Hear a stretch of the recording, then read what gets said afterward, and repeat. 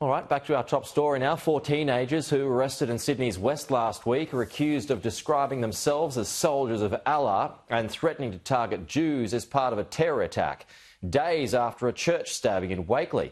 Joining us live now, New South Wales Liberal Senator David Sharma. Dave, good to see you. Thanks for your time this morning. So, look, this is all before the courts now, but it is a frightening allegation.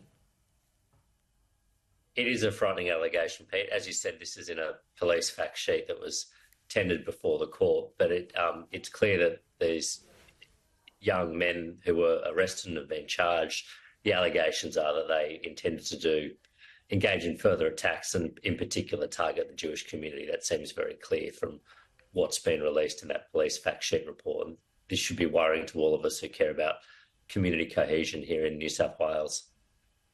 Yeah, and perhaps aside from this particular case, do you fear that this is just an example of what could come down the track, given the climate at the moment with the war in the Middle East?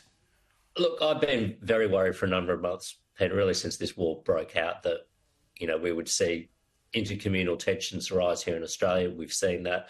We've seen anti-Semitism pick up. We've seen that.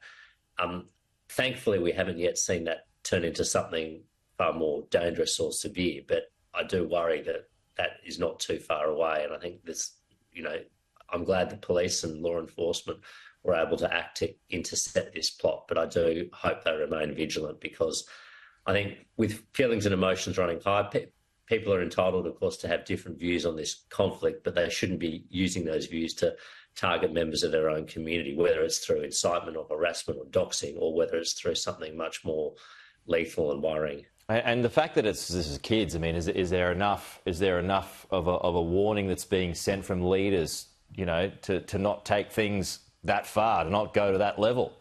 Well, look, we have to ask that question, because we've seen a number of preachers who have been saying and caught on camera, basically preaching hatred against Jewish people and inciting people to dislike Jewish people or target Jewish people. Now, if community leaders are doing this, well, of course, parts of their community are going to follow, no matter how, law-abiding otherwise they might be.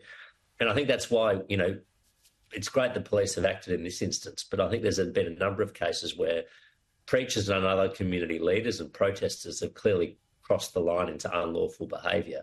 But we haven't seen arrests made in those instances. We haven't seen charges laid. And I think we need to be doing that to send a signal more broadly that this sort of behaviour is not acceptable. Yeah. OK, let's switch wars. Let's go to Ukraine. That one, of course, is still going on. The Defence Minister, Richard Marles, he was there on the weekend. He's committed another $100 million or so towards the Ukrainian war effort. What do you make of that contribution and also the Defence Minister's visit? Well, look, it's good that Richard Marles visited. He's only the second minister of Australian government minister to visit in over 2 years, the first being the Prime Minister. I think the additional assistance is welcome, although I noticed he didn't agree to Ukraine's request for MHR-90 Taipan helicopters or the M1A1 Abrams tanks or any number of other things they've asked us for.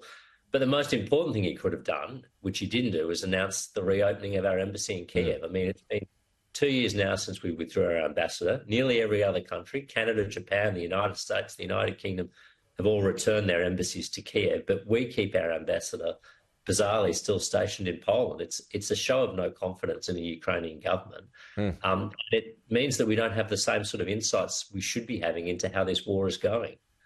Yeah, and look, just finally, what would go on? What would go into restoring the ambassador there? I mean, is it still regarded as not safe enough? Is there not enough security apparatus there to protect our ambassador and his staff?